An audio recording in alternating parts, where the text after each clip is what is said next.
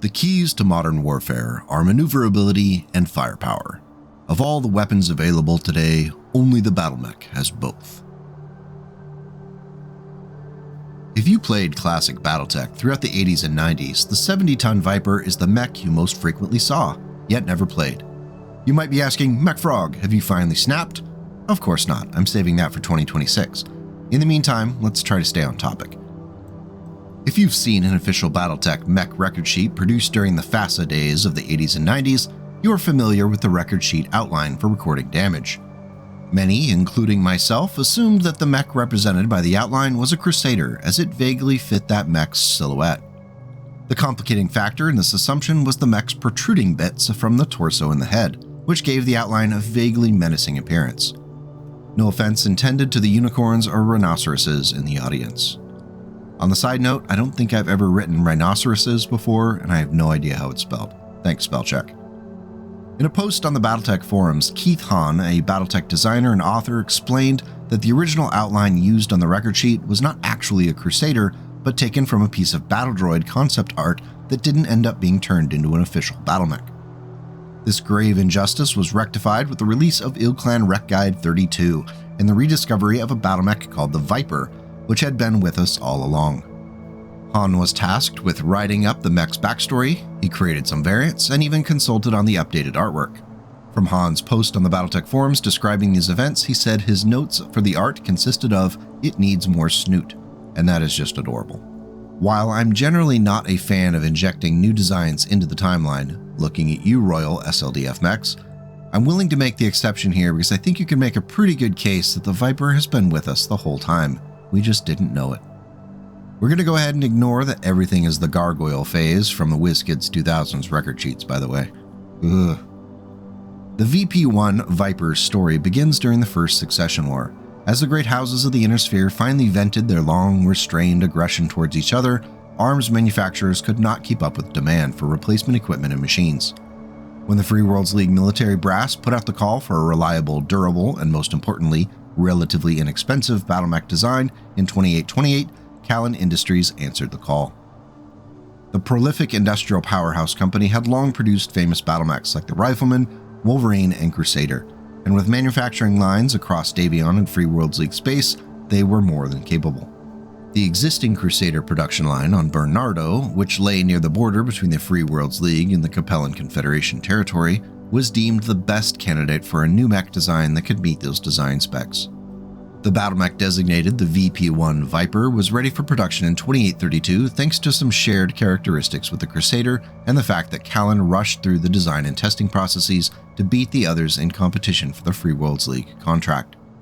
I'm sure it was fine though. No weapon system has ever had issues due to a lack of testing. It's fine. With the contract secured, the production lines at Bernardo were put to the task of producing as many Vipers as possible as quickly as possible.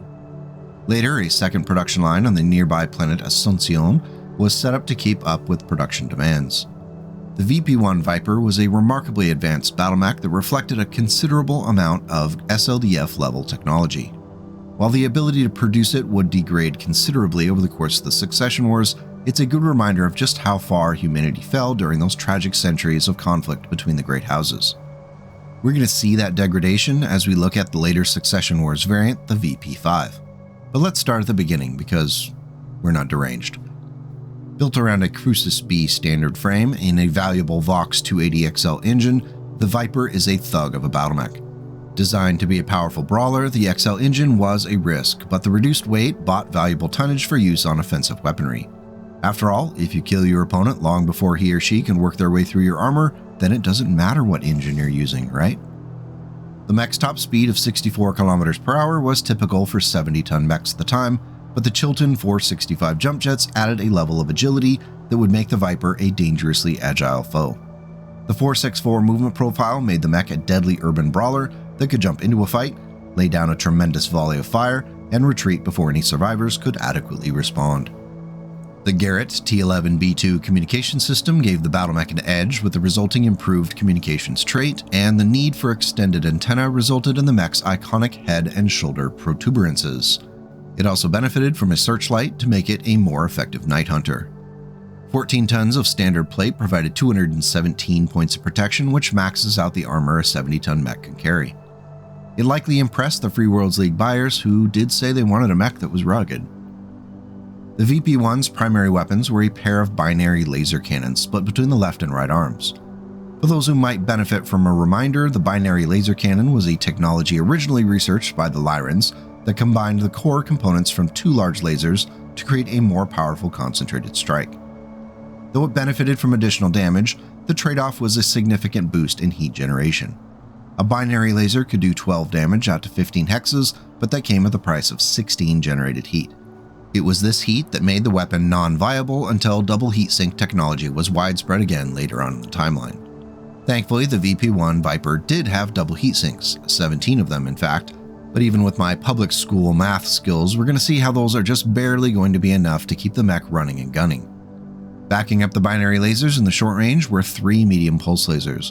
2 were split between the left and right torsos, and the third was placed in the center torso facing the rear firing arc. In a scenario where the Viper is jumped 2 hexes and run during the turn, firing both binary laser cannons put the mech right at 0 heat at the end of the turn. Pretty good. Adding one of the medium pulse lasers leaves the mech at +4 heat, which isn't a problem until the next turn. Why worry about heat now when you can worry about it later? The second medium pulse laser puts the mech at +8 heat, which brings a -1 to movement and a +1 modifier to firing in the next turn. However, just like with my XL engine point, if you finish off your opponent by going all out that turn, the Mechwarrior has the rest of his or her life to cool off. When the first VP-1s left the assembly lines and were being delivered to the Free Worlds League units for active duty, reports began to filter back concerning difficulties with the mech's ejection system. Though the flaw was identified, fixing it in future iterations of the mech was either deemed impossible or just too expensive to actually do. The difficult ejection quirk remained for all later versions of the battlemech. Even though the mech was deemed a success and production was ramped up, the nature of the Viper as a close-range brawler combined with increasingly hard-to-find double heatsinks and that XL engine limited how many could be produced. As the Succession Wars ground on, it seemed like for every Viper produced by Callan, another was being lost in the field. When demand for more Crusaders changed the company's priorities, the production rate for those new Vipers was curtailed further. As we've seen with other Succession Wars battlemechs, the regression in technology hit the Viper hard.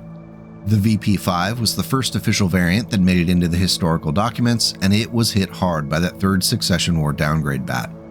2958 was a rough year to be a new Viper. Forced to use a standard 280 Fusion engine instead of an XL, significant changes in the loadout were necessary to maintain that 464 movement profile for the VP-5. The 17 double heatsinks were now single heatsinks, and the binary laser cannons had to be replaced with just single large lasers nestled in the left and right torsos. The 3 medium pulse lasers were replaced with 6 standard medium lasers, split evenly between the left and right arms. There's not much to say about this variant other than it's just not very impressive, beyond being able to consistently fire the 2 large lasers at a walking pace. However, if you're running or jumping, that heat could be an issue quickly. The damage output is significantly lower than with the VP-1, and that's just what you get with the variants produced at the time. You go to war with the army you have, not the army you want. Unfortunately, by the end of the 4th Succession War, the Viper was all but extinct, and does not show up in historical records. It's been theorized that it was so rare and so much time had passed that the last of the Vipers were likely misidentified as Crusaders, further compounding the battlemech's demise. No longer produced by Callan by that point, the production lines had long been repurposed to make other, more popular and powerful mech designs. The Viper would have likely been lost to history completely if not for the discovery of a large stockpile of binary laser cannons found within a Callan warehouse in 3123. Digging around the files at the site, the Callan employees uncovered references to a 70-ton battlemech called the Viper, which looked to be exactly what the company brass was looking for, with a Republic of the Sphere contract proposal already in the works. Yet again, the Viper provided the company with an edge over its competition. With the Crusader still in production, once again it was a relatively quick process for Callan to shift over production lines to a new revamped Viper. The VP-1 would see a return to production as well as the brand new VP-7 variant the next year.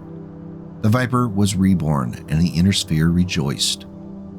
The VP7 Viper saw the return of the binary laser cannon in all of its toasty glory, but it would also benefit from some significant tech upgrades which would make it an even more efficient mid- and short-range brawling monster.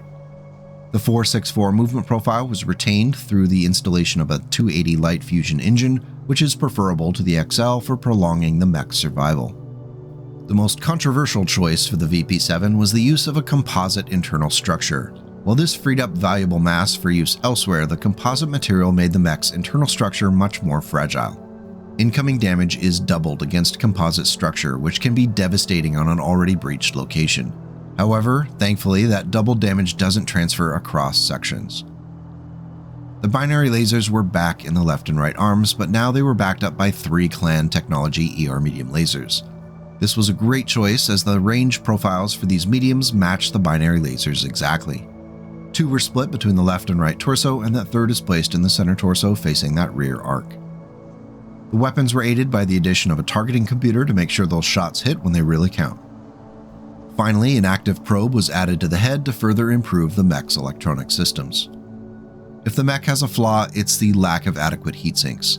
The price of that light fusion engine had to be paid for somewhere, and the loss of 4 double heat sinks from the VP1 is definitely felt when looking at the mech's weapons systems. Firing both binary lasers at once generates 32 heat, which immediately sends the VP7 into the red by 6 if stationary. While the Mechwarrior could get away with that in an ideal moment, if running or leaping on jump jets, the negative modifiers for heat can stack up quickly. Firing just one of the binary laser cannons along with the 2 forward-facing ER mediums while running results in just +2 heat into the red, which is how I would typically use it if I took it into battle. Overall, I like the VP7 Viper. It retained the agility of the VP1 while becoming even deadlier in a close combat situation. It does require some heat math to run well, and it might hurt to have to lay off that second binary laser most of the time. But in those moments when you can just go all out and hit a target, it sure is satisfying. During the purchasing process with Clan Seafox for those ER medium lasers, the Foxes did some classic upselling when they pointed out that they also had ER large lasers available for purchase. In 3130, when Callan was ready to debut their updated premium VP8 variant of the Viper, the binary laser cannons were finally retired. A new 350 XL engine was installed along with an extra jump jet to improve the mech's movement profile to 585. And 12.5 tons of light ferrofibrous armor maintained the mech's tough exterior. Twin Clan Tech ER large lasers were split between the left and right arms, which dropped the damage output a bit from the binary lasers, but in return it gave the Viper its first long-range DPS capability. The Clan ER medium lasers from the VP7 were retained, along with the targeting computer in the active probe. Complaints about the mech's heat were apparently heard as the VP8 was given 18 double heat sinks, which was enough to fire all 4 front-facing lasers while on the run and still end up at 0 heat. While it's not the last of the official Viper variants, the VP8 stands as the mech's ideal intended form. It has great agility, it's well protected, it can hit hard with accurate laser fire, and there aren't ammunition issues. It doesn't have any weird technology that hobbles it, and heat management is a breeze. When I look at the VP8, I see a 70-ton Wolverine, or a 70-ton Thunderbolt. The downside is the mech's price, which is up there due to the XL engine, the light ferrofibrous armor, and the Clan lasers. Opportunity cost spares no one, my friends. The final official Viper variant is the VP9, and it definitely wins some points for creativity. Using the power vested in me by my status as a tiny BattleTech YouTube content creator, I deem the VP9 Viper to be our walking war crime build of 2024. The light 280 fusion engine makes its return along with the 464 movement profile. The 14 tons of standard plate is the same from the original VP1 and 5. Composite internal structure makes a return appearance, buying some mass at the cost of those sweet brittle bird bones. Where things start to get really interesting is with the weapons loadout, which includes not 1 but 4 plasma cannons placed into the left arm along with an actuator enhancement system to make their shots more accurate. It's been a while since we talked about plasma cannons, so as a reminder, they do no damage to heat-synced targets, but they do add 2d6 points of heat during the heat phase of that turn. While 4 of them could theoretically add up to 48 heat to a victim or opponent, remember that only 15 external heat can be added to a heat-synced target in a single turn. Still, 15 points is very easy to achieve with 4 plasma cannons at a -1 to hit with the AES. Even on a target that would have otherwise been a 0 heat, 15 points of additional heat forces a shutdown roll on 4+, -3 movement points the next turn, and a +2 modifier on the next turns to hit rolls. For non-heat synced targets, the plasma cannon does 3d6 damage in 5-point groupings. Using my brain and definitely not busting out the Windows calculator to be sure, with the VP9's 4 plasma cannons, that's 4 times 3d6, or a possible 72 damage to units like infantry and battle armor.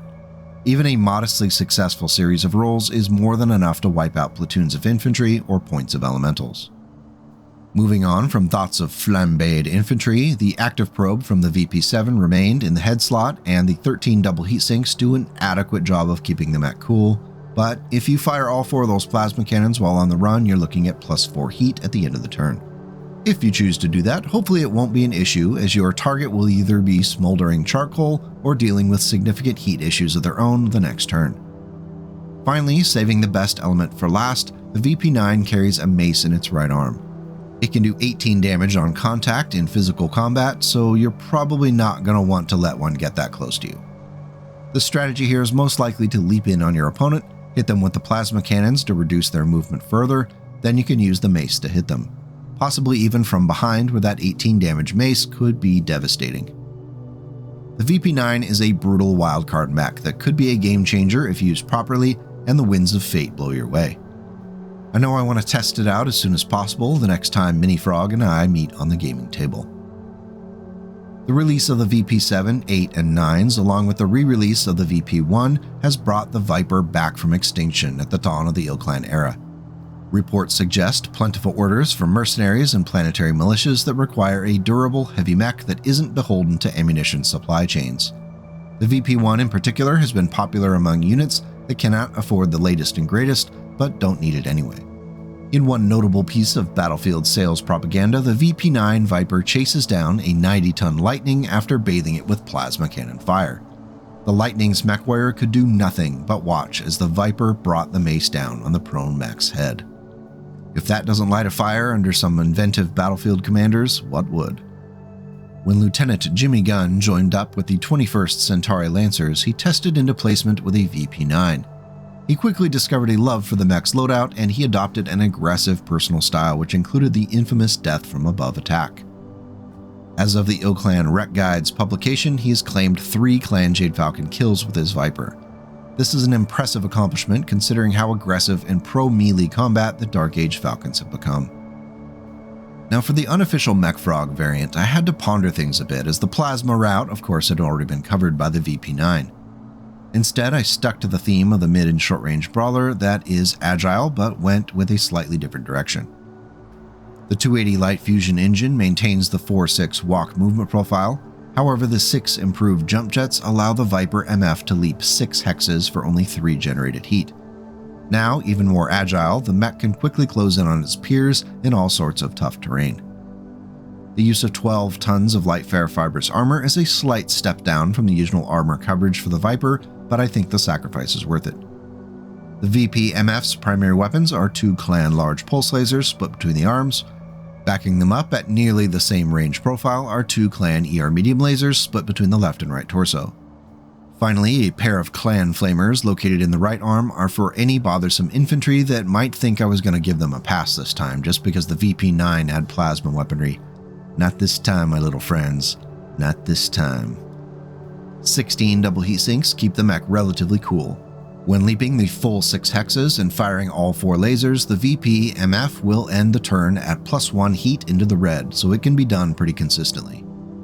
If you bring the 2 flamers into play, things get rougher, but laying off one of the ER medium lasers for a turn nearly zeroes things out.